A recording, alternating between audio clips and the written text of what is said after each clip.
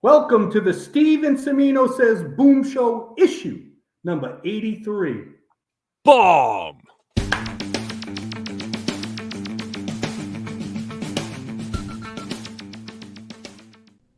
Hey everyone, welcome to Pop XP. And before the show starts, make sure to click that subscribe button and click the bell to get notifications when we go live and we upload awesome new content. And don't forget, if you can, make sure to share our stream on all your social media outlets. We appreciate it, and thanks for helping us grow the Pop XP channel.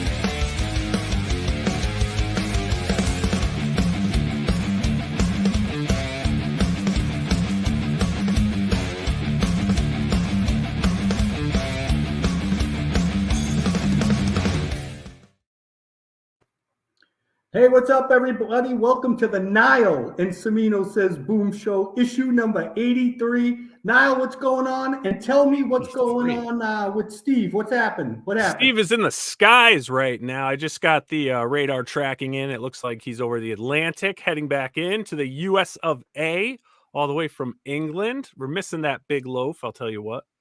Yeah, he'll be coming back. And if everybody just looked surprised, we got our mascot right here. And we're not using an image of him or an AI hologram. This is the real guy. Well, he's a real boy. Yeah. John, a real boy. Rascally Roy. Yeah. How you doing, Roy? Oh, I'm okay. Had a bad experience with hay truck stuck in the mud yesterday for 2 or 3 hours, and still getting over that, I think. That wasn't my hay truck. It was the person delivering the hay. Got stuck. He got 2 pickups to try to pick them out. One of them got stuck. He had to call somebody else to pick them all out. That took 2, 3 hours of time out in the hot sun. I'm still kind of recovering from that. Welcome to South Carolina. Yeah. John came, ripped his shirt off, grabbed each truck by the bumper, and pulled it right out. Yeah, right. So now tell us what's going on, brother. Yes, everyone. Hey, welcome to the show. Make sure to look below, click that subscribe button, and smash that bell to get notifications when we upload some great content and we go live like we are now with our awesome guests. And, it's that time of year. Conventions are happening. We got some great stuff to talk about. We're going to be previewing one of these conventions with one of our dear friends. And John, why don't you take it away? Oh, wow, absolutely. The reason why Mr. Thomas is here is because he's going to be a guest of honor at a show that this promoter has been wanting Roy for a long time. We finally, I think it's been 3 years, if I'm correct, talking to Brian about it, but we finally got to bring him in. And I've been so thrilled to do this show because, one, I love doing great shows, but I love doing shows when promoters are good friends and it's just more like family, and it's just good to do it. So without further ado, let's bring out the promoter of Tucson Comic Con 2024, Mr. Brian Lady Death Pulido. Excelsior! And before we get into it, I do want to show everybody this. Just came on. This is the John Romita special. And what makes this so great is that this is Niall's first cover, Steve's first cover. We got Pulido there. I think it might be his first alter ego cover. Yes. Brian, you're going to have to tell me that. And it has obviously Roy and my, this is, I think, my second cover. But what makes this so good is that, once again, I was talking about that brotherhood and all that stuff, and we're all in this celebrating one of our greatest, my favorite comic artist of all time. And not just that, Roy, isn't this the most money I ever made on Tomorrow's Publishing? Because I also have a great... Then you're in bad shape because you couldn't make that much out of it. I don't make that much out of it. I don't do it for the money. So I can't wait for all you guys to get this, because we're all in it, and it just makes it that much worthwhile. So once again, this industry, as crazy as it is, for me, it's a brotherhood, and it's doing it with friends and superheroes and all that stuff. And just so one more thing here, my other brother in crime, Mr. Jerry Conway, who's now on the circuit, coming, right, Roy? Your former boy. We're gonna get you guys together again, but in spirit, Mr. Conway, thank you for being here. So we're all here now, Mr. Pulido. Yes, John. You got to talk to us. Tell us the origins and tell us what's going on August 30th, 31st, and September 1st. It is true. The rumors spread throughout the globe can be heard. Roy Thomas, the rascally one, the boy, is the guest of honor at Tucson Comic Con. Now, Tucson Comic Con is one of the premier events in the American Southwest. It is a vital event that celebrates the comics art and has been in existence for over 15 years. We like to call ourselves America's friendliest convention, and I'd like to think that it still retains a real soulful feel. So, Roy will join a pantheon of comic luminaries who have attended as a guest, everyone from Neil Adams, Denny O'Neil, Jim Shooter, the list goes on and on and on. But we could not be more pleased or honored to have the rascally one in the house. Now, certainly we'll have security because the rascally one is known to be very wily. So more than usual, right? More than usual. That's right. So set a few bear traps around, we'll be all right. That's right. So come one, come all. Everyone in the Southwest loves their comics. It's true, and they will be traveling far and wide. We will have support from CGC, where this is an official event, and CBCS. And I can promise you, just knowing how things go, that comic book fans from throughout the Southwest will be traveling to Tucson, not only for the event, which will be great, not only for Roy, which is phenomenon, but for such a great town with a great energy and phenomenal restaurants. We are going to have a blast. Well, I will say this though.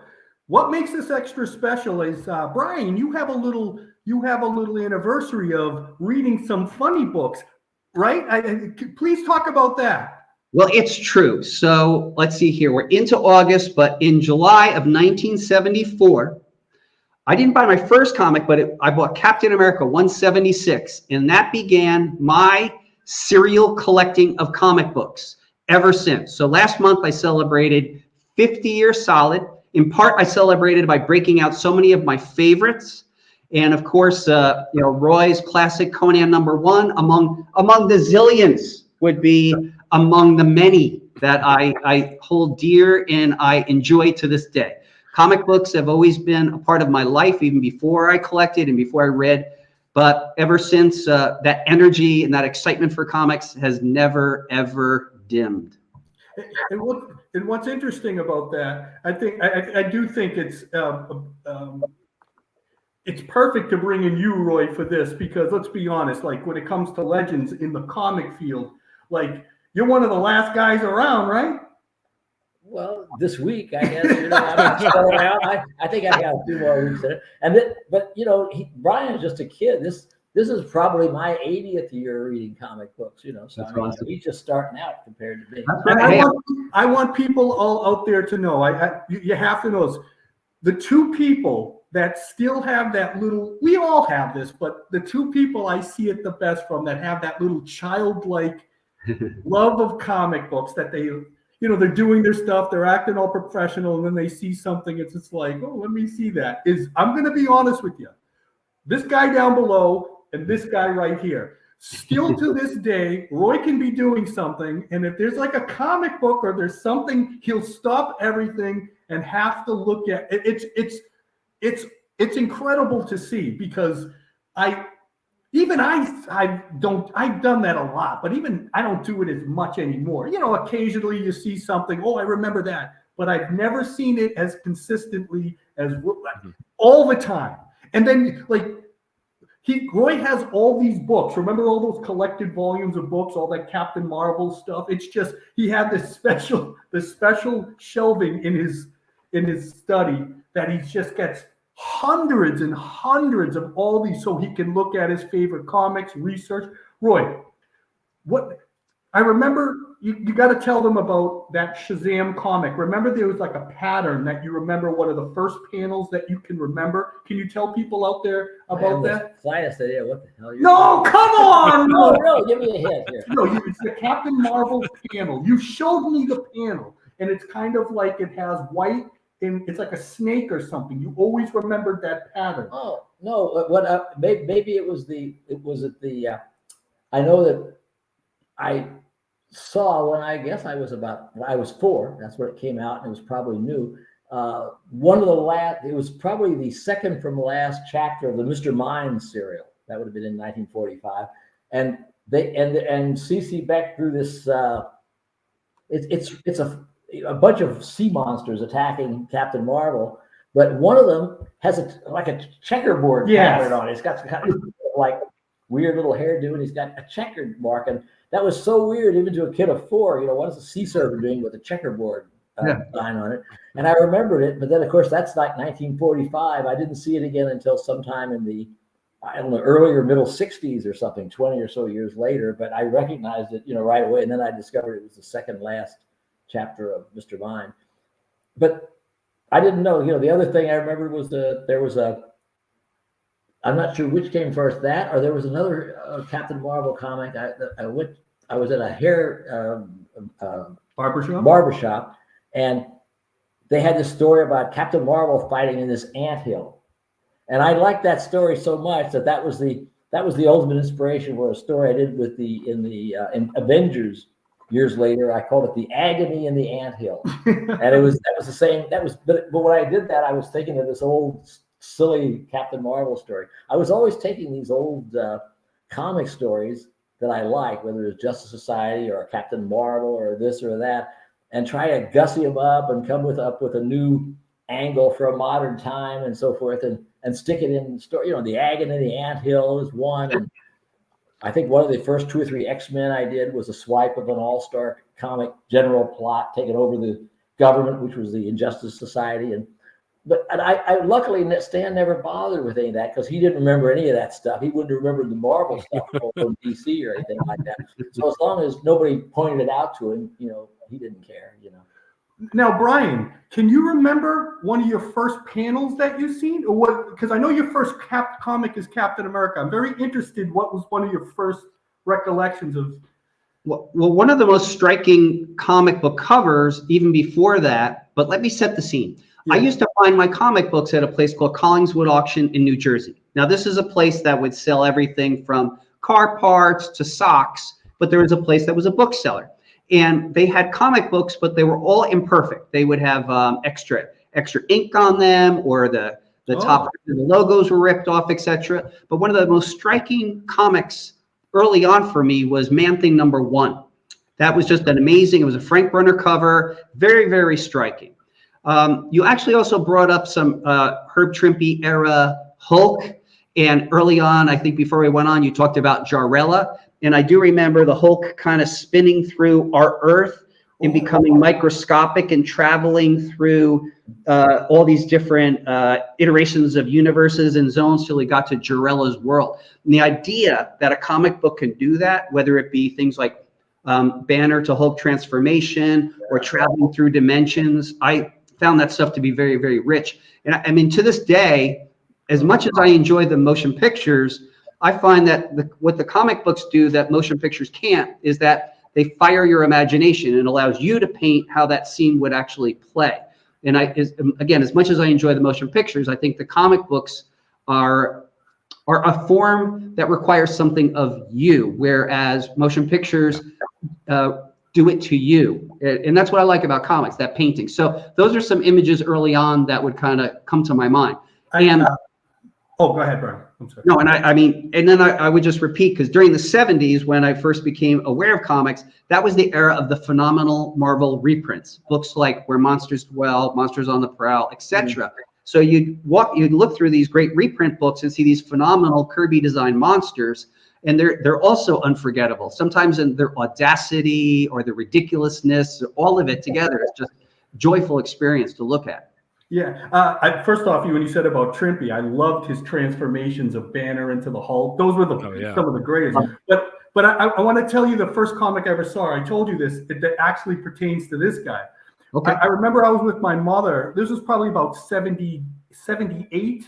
It was about 1978, and we were going up an escalator. It was like one of those plaza malls at the time. You know, it was it's just all open. And I remember going up an escalator, and the guy in front of me had a rolled up comic in his back pocket, and I didn't know at the time, but it was Conan #1. I actually found that out years later. But Which was already 8 years old. yes, it was. What was strange about that Yeah. is that is kind of unheard of. People didn't carry around old comics back That then. issue, yeah.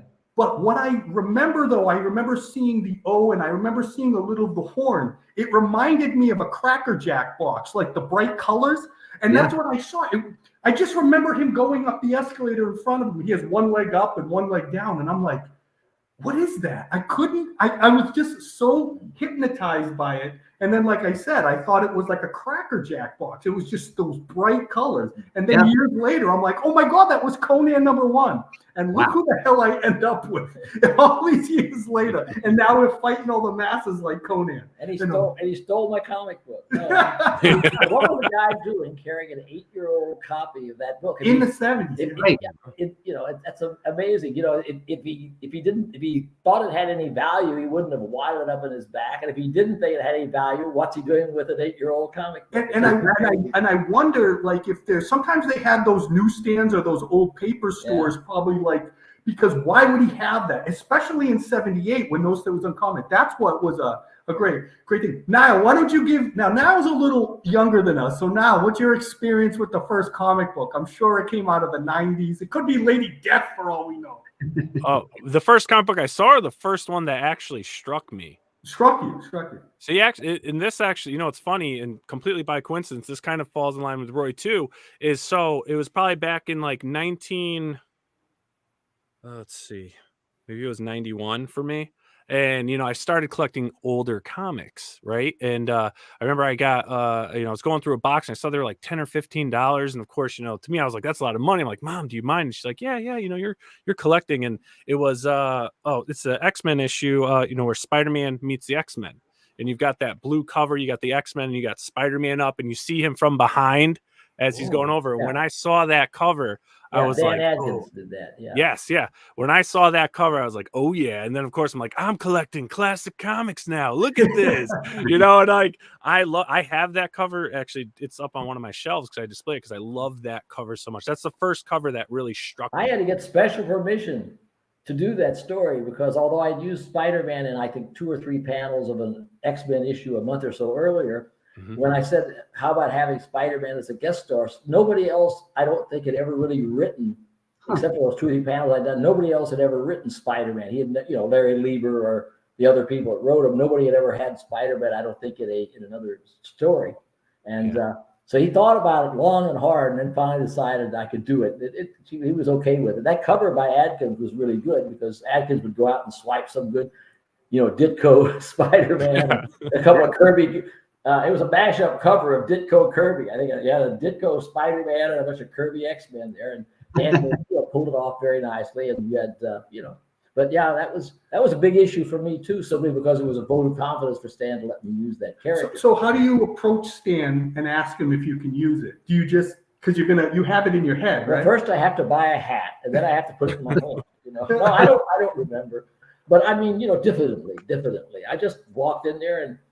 Say I had an idea and I was wondering, just broach it out. The most he could do is say no. He wasn't going to get especially angry about it, and so forth. I mean, sometimes he accepted the ideas I had in those early days for the X-Men. Other times, like when after only about 3 or 4 issues into the X-Men, I suddenly came into him one day and I said, I want to add a 6th X-Men, not counting Professor X. And he said, yeah, why? He says, well, the thing was at that time, there was this assumption, I think, that people had that at least could add up the years and things and thought about such things. It seemed as if the X-Men were it was like they were the children of people who had been in the Manhattan Project or something. It's the 60s, it's the middle, slightly later 60s. The Manhattan Project was about 20 years before, approximately. So, some from there or something afterward at Hanford or somewhere. And So I said, I want to add a Japanese mutant or a Japanese American. I was, that particular. I hadn't really thought any further ahead than that. I hadn't named it or thought of an origin, and so forth. It would, whatever it would be. And but Stan, didn't think that was a good idea, so he said no. So I had to wait about 2 or 3 years until we needed to fill an issue for X-Men in between Neil Adams's, deadline problems and so forth. And I got Don Heck to do the one with Sunfire. Now, whether that, I wouldn't be surprised if I don't think I had the name Sunfire in mind there, but I probably would have ended up calling him something like that and so forth, but I just thought that was kind of a nice idea, and Stan just kind of delayed it by 2 or 3 years. But what I usually did with Stan was I sort of tried to wait him out until, and in the first couple of years he was much more active. After 2, 3, 4 years, he had a little more faith in me, and he just got tired of arguing with me. Okay, you can have a new Avenger. Okay, you can bring Sunfire in, or at that point, I don't think I even had to ask him anymore. I just, did it. I always had to be prepared to catch hell if he didn't like it, but I didn't really, have that much of a problem with it. But it just, we had a very informal way of operating. People would just walk in and ask Dan, can we do this or can we do that? And he would say yes or no and give you his reasons sometimes. Sometimes he wouldn't give you a reason. He just didn't want you to do it. But, I think he was right a lot more than he was wrong. I think maybe he was wrong in this particular case, but on the other hand, maybe I wrote it better in 1969 than I would have in 1966. So maybe it wasn't the worst thing in the world to have to wait a couple of years. Well, see, and the reason why we're talking about this is what Tucson Comic Con is all about. So now, why don't you bring this little stuff, and Brian, you can start describing what's going to be going on here, because it's a celebration of comics. Even with Butch Cassidy and the Sundance Kid coming right here, Notorious Outlaws. Well, that's good, because Tucson, they used to have a lot of gunslingers back there. Right? We still have gunslingers down there. That's right. So go ahead, talk to us, Brian. What's going on? Tucson Comic Con is a 3-day celebration of pop culture, but it does focus on the comic arts. In addition to Roy Thomas, you can expect some other comics professionals, including Scott Collins. Let's see here, some celebrity folk too. You could see Jamal Igle, local comics talent, of which there's many actually in Arizona. I guess I'm going to be there as well, they say. And Scott Collins, Jamal Igle, many others. But this really is, if you're a fan of Roy Thomas, this is a unique opportunity for access to ask all the questions you may have wanted to ask, to bring any question. You can bring all the comics that you want Roy to sign, to remark, to grade. I don't believe there is a limit. These guys they're working guys. Now, we've asked Roy to do 2 panels and he's agreed, but here's the fascinating part. You would think that the Roy Thomas panels are going to be about comics publishing or a spotlight on Roy's career. No, by Roy's own request, it's all going to be about different modern farming methods. Okay, that's not true. That's not entirely true, but no, we're going to have 2 panels with Roy, one a spotlight on his career and an additional one on publishing itself. Again, more comics professionals, but again, spotlight being on Roy. I love that Roy is now doing remarks, and there is a plethora of comics and hardcovers, all kinds of merchandise that Roy can sign and can be graded if you so choose. I'm very much here. We have James O'Barr, creator of The Crow, John Layman, the current popular writer out of Arizona, some local creators, and yeah, I mean, we have upwards of 75 to 100 comic book and artist type creators every year. And again, many interesting, fascinating. We're looking at guys like Mike DeBalfo, Henry Barajas, Henson, Jay Gonzo. These are all people that live here in Arizona, local talent, but they're accomplished. Chiara Batista, she has 750,000 fans on Facebook. It's amazing and remarkable. Her work is beautiful and sublime. We have Terry Moore, award-winning comics creator, coming in, and many, many others. But again, the focus being on Roy, our guest of honor for Saturday and Sunday. Come on out, get your book signed, have some convos with Roy, learn a little bit about farming and comics history. Brian, I I want to ask you this, Brian. Like, obviously, you're kind of like the big fish out there that like, and you kind of rallied in all these people, especially the local artists and all that stuff there. Like, what made you think of like wanting to create this and like create this kind of this atmosphere? Because it's great that, you got the Coughing comics, you got, you made your stamp with Lady Death and the Evil Ernie. But I'm just saying, like, it's great that you use that platform to start bringing other artists and creators out there and making the show. Tell us what the origins are behind this. So Tucson Comic Con is celebrating its 15th anniversary. It was founded in 2009, and I was actually a guest in year 2. And I said to the then owner, I said, if at any time you're looking for a partner or you want to sell, I'm your guy. Now, the reason I would want to do something like that is because my background actually is in film production. So to put on events is kind of natural. I was involved with film production in New York City and in Los Angeles from 1988 to about 1993.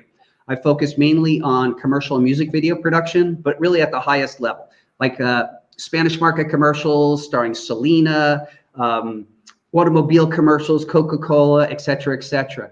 So in my own former company, Chaos Comics, we would have our own convention, which we called Fiend Fest, and we did that every year. And to this day, in my current company, Tuscon Comics, we also put on events. So event management is in my blood, and also in our president, my wife, Francisca Pulido, also film background, film production background, and it just seemed like a natural extension for what we already do. We own a comic book publishing company out here in the Great Southwest, but we also like putting on events, and we like to create something that feels quite soulful.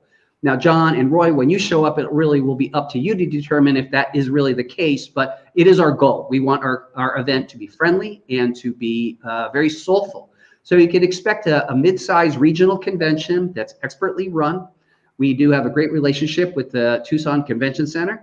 We have about 120,000 square feet of exhibition space, which makes it on the big, small side, let us say. But we do it as a pop culture convention. It also represents a lot of stuff for a lot of people. We have gaming. We even bring in classic arcade. We have hundreds of hours of programming, everything from learn how to do a certain craft or skill. We do have a giant costume contest. But again, the focus here being mainly on the comic arts and arts in general. You will find that our attendees are very, very knowledgeable themselves, and they do have a deep love and abiding respect for comic creators. So again, if you're not doing anything in the Labor Day weekend, stop what you're doing wherever you are, book that plane and come on down and meet the Rascally One for his great American Southwest debut. Roy Thomas, the one and only, our guest of honor. So that's a little bit of a taste of Tucson, but let's see what else. We have a lot of what other comic book conventions do offer, which would be there's people in cosplay, there's people like to play games, there's now the new trend is quote unquote experiences. So we have like 15 to 20 experiences. So by that I mean you could sit on the bridge of the Enterprise. We recreate different moments and scenes from popular pop culture elements, and that is all fan curated and costume group curated and voted upon who gets to display. The list goes on. I mean, it's as you all know, you can't do everything that one offers at a convention, but if your focus is on the comic arts, we certainly have serious representation with the Rascally One, Roy Thomas, being in attendance, and other comic professionals, including Scott Collins and others, Jamal Eigel, other people that we've mentioned, James O'Barr. The list goes on and on. Yeah, and Brian, like I said, the heart and soul is like you, and this is what makes it so. I'm so happy to come because once again, it's supporting friends and doing it among friends and have family. And when I know Jamal pretty well too. I remember him very well from New York Comic Con back in the day. I used to see him at Philadelphia Comic. Remember when what was it called? Philly Comic Con. Yeah. Wizard Magazine. And Wizard World Philly, right? Yeah, they used to have in Philly. That's where I met Jamal first. So I know Jamal pretty well. But I mean, I just love it that like you like you're at the heart and soul of this, and I know how much you love comics and it's stuff. I mean, you and Roy. I mean, there's a lot of parallels there, and you guys are kind of like my mentors. And I'm going to be honest here because you guys come from the books, and you've actually made to cultivate it into such a massive thing. Obviously, Roy writing the comics and movies and all that stuff, but you creating your characters, but then also kind of branching off into this because you're doing this. You know hard, and I know how hard you have to work to do this, and you have your other coffin comics and stuff. But it's such a labor of love for you. And like I said, when I saw that picture of you in front of the Captain America costumes, the movie costumes, I just was like, that's everything. I can't even imagine, undertaking something as complicated as a comics convention, in this day and age, and so forth. And they were enough when I, back in the middle 60s, when I went to my first one in New York, it was complicated enough. Just you rented a hotel, you sent out a couple of invitations, but now it's a little bit more complicated than that. I mean, I take my hat off to anybody who can run one, let alone a successful one for a number of years. Well, thank you. I mean, it is dynamic. I mean, John, thank you for your acknowledgement, but I must really go on the record and give all due respect to actually the staff of Tucson Comic Con. Our veteran staff is made up of 24 people in management positions who do work year round and our management staff has been solid for as long as we've been owners. So that's 9 years. And they're all folks that return. We do expand to about 54 people during the convention. And for me, it's fun because it's like an exercise in craft. So since I was used to working in film and TV, we would actually have to take things like scripts and you have to break them down into time, energy, and how much work you can do in a given day.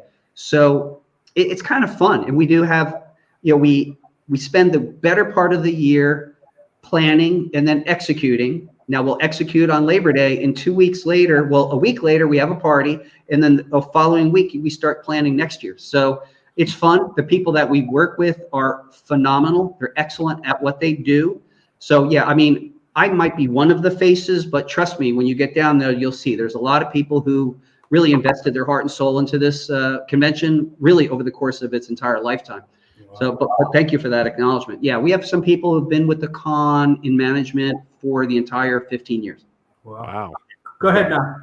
So I got to ask you, Brian, because I mean, I've gotten to know you very well through Billy and all you've done and how you run Coffin Comics. I mean, you're constantly in, the fans' faces, promoting this and that.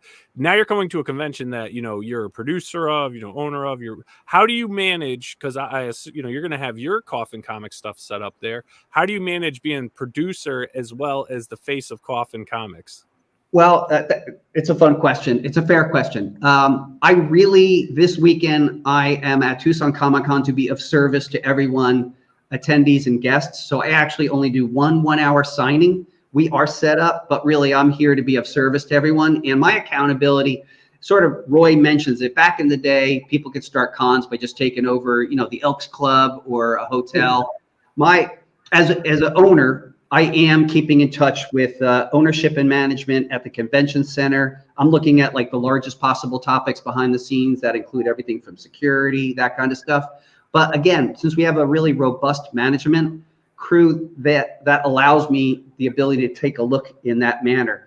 And I guess we would say that the management structure of both Coffin and Tucson might have something similar to how the military would work, which is like it's a top down. So we have a plan. We execute it. We have people in the positions to execute such that people in management or upper management can be looking out for, let's say, the roadblocks or the icebergs ahead. So that's kind of how I would see my accountability, keeping an eye on the largest possible topics, along with, co-owner Francisca Pulido and our upper management, keeping an eye just on all the little extra things that could possibly occur. The other thing I would like to tell people, just because it's this day and age, Tucson Comic Con has a robust security, and we have several people from law enforcement that just so happen to be on our staff anyway. And we are 2 minutes away from the police station, and we're not dummies. We actually give free weekend passes to first responders and the entire police force. Oh, that's awesome. So it just so happens that we're pretty stacked when it comes to that element, which in this day and age it's not bad, and it's very behind the scenes, and it's something that we just take care of quietly and confidently. confidentially so that people feel safe. Yeah, and this is your 5th year anniversary. So you got guest of honor Roy Thomas, which is great for the 15-year anniversary. I just want to know too. 15 years. Hopefully you guys go on for another 15 years. How are you guys expanding each year? So we try to expand responsibly. So one thing that we did is we all shut down like everybody else during COVID. And when we came back, we made a change in our date. We used to historically be in the first weekend of November. But we actually found that very problematic for the city of Tucson. There was a lot of activity going on. In every 4th year, we would be occurring the weekend before the presidential election. And I got to tell you, we noticed that people are bonkers during that time. So you think? I could tell you like empirically it's true. So then we moved to the Labor Day weekend, where the city fathers of Tucson loved it because there's no other bigger activities and they could give us more support. Yeah. And so we did move there. That's some of the things that we learned.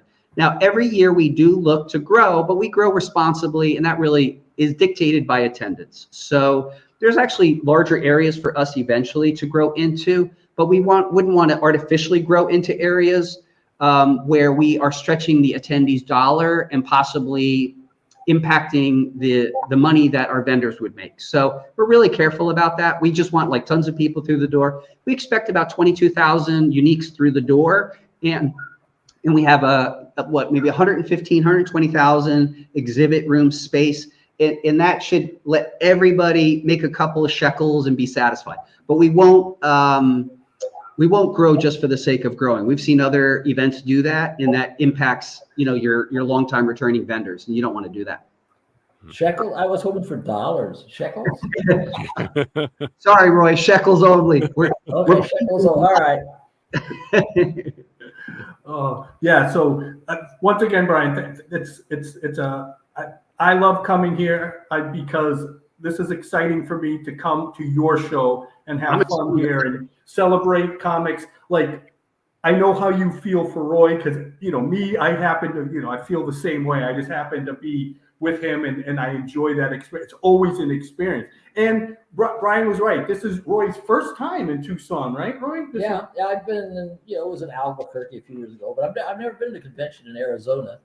Well, Phoenix, I guess, once, but several years ago. Yeah. So it's been long, and I always, certainly not in Tucson. I've always kind of, wanted to go because there's the magic of the old West and everything. You still have a few bullet holes here and there that I can look up while I'm there.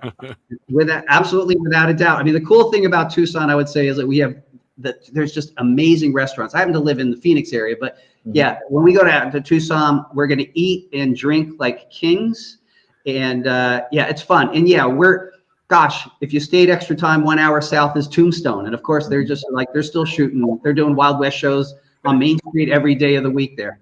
Don't talk to an 83-year-old guy about Tombstone. So it's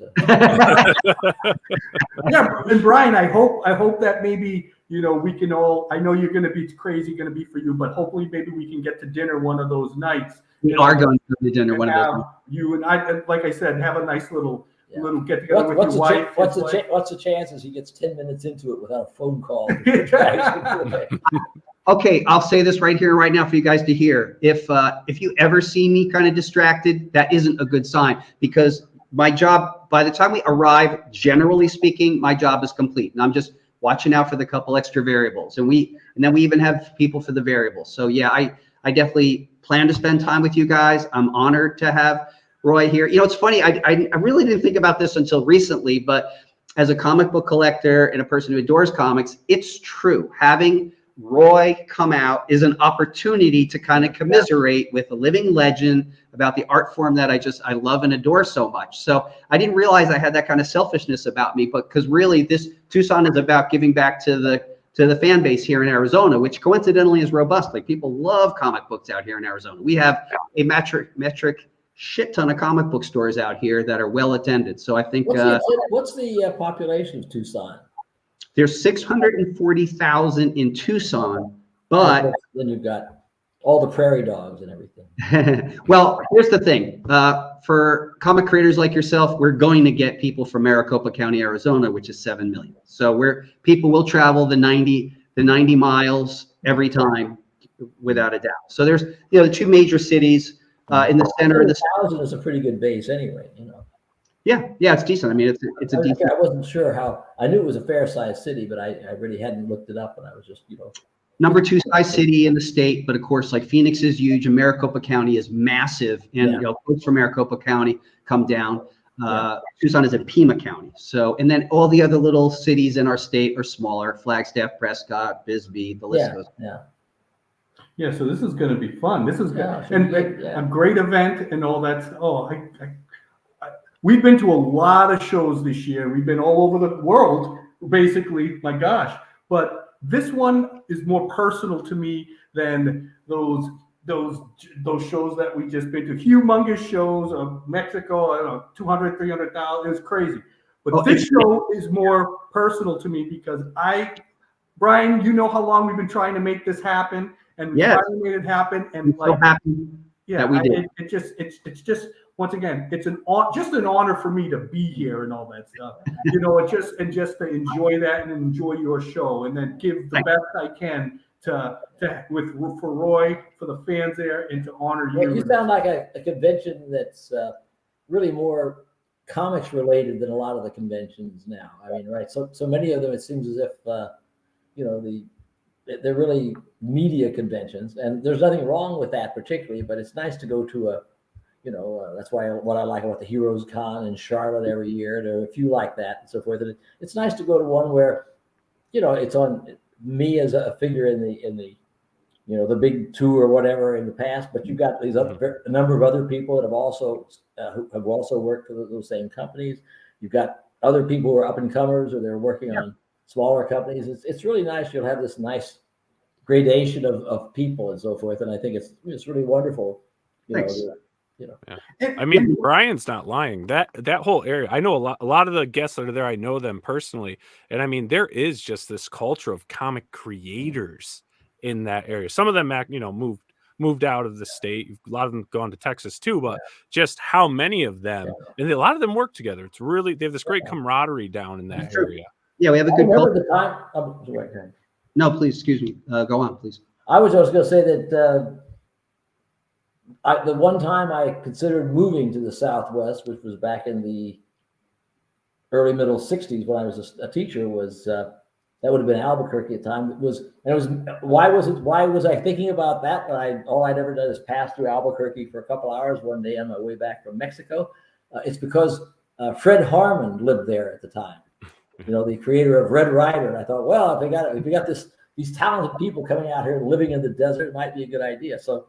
I think there's just an appeal for people to live out there, in the desert with the mountains and the big sky and the scenes and so forth. I think I can see why that would have a lot of appeal to a lot of artists. Yeah, I personally grew up in New Jersey. I lived in New York City. I went to NYU, graduated there. I worked in film in New York, moved to Los Angeles. In '94 was the Northridge earthquake.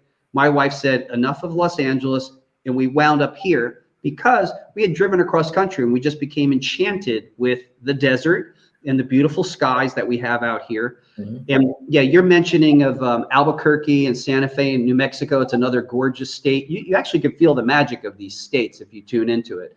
And so, I think it's fun. I am surprised. In the early 90s, we showed up in 1994 and maybe there's 3 or 4 comics professionals and no convention scene. And now there's probably several hundred people who make their living in comics here in the state of Arizona. Todd McFarlane's out here and others. So it's pretty incredible stuff. It just shows you the power of the medium. And Brian, you said something. You talked about your wife. Why don't you let's celebrate? I always see you with your wife. She's been your rock, your heart, your stone. Talk about your wife and what she meant to you in helping you cultivate. She's busy building stages tonight. She's got a hammer in her hand. You know what about it. No, but talk about how she's kind of inspired you to. I mean, because you guys have a wonderful relationship, and then not just being a creator and doing all stuff, but also running a show now. Absolutely true. So my wife and I will have been together 36 years next Friday, I think it is.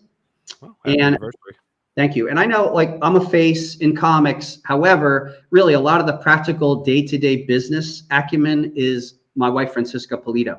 So prior to, Francisca Pulido was vice president of my former company in the 90s, Chaos Comics.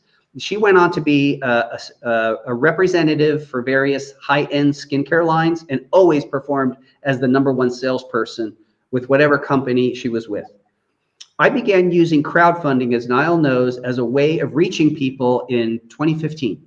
And it became very successful very quickly. And I asked Francisca Pulido to come on board to our growing company, and I believe it was 2016. She said yes. And really to this day, as our president, it's really a lot of her sharp insights, her ability to kind of see the future, and her people management skills that really help all of our endeavors. So we all know me from comics and also from Tucson, but we also are pretty aggressively in real estate as well, whether we buy, flip, hold, rent, we're in that space as well. And Francisca is the president of each of these endeavors. And I can't give her enough credit because she really, really is the mechanism that keeps us on point and brings a lot of the business acumen to what it is that we do. I knew it. I just want, because I get into my emails from her and all that stuff, and I see her name and all that stuff. So I was. But he's still not going to let her out of that closet where she's building stuff. Yeah. Asylum Press. Brian Pulido is a crowdfunding master. Absolutely. Okay, so we're going to wind it down here, though. Now, first off, any last words for Mr. Pulido or Mr. Thomas? No. Well, Brian, have a great show. I know it's the 15th anniversary. I've always heard great things about the show. I got to get out there one of these years. Yeah. A little Pop XP presenting, over in Tucson. But good luck with that. And also, again, I know you've got the video game coming out too, which is really cool. Yeah. So we have to highlight that. That's going to be awesome. And then Roy, as always, it's a pleasure having you on. Now that, John's there, you got to come on more. Yeah. Well, I used to be on all the time. You just couldn't see or hear me because he lived in the negative zone. He was way. The guinea pig we used for our internet connection, just developed a bad leg, and we had to shoot it. And that was the end of that. I mean, I love that place out there. But when we moved there in 1991, the internet was not really a problem. We didn't know anything about it.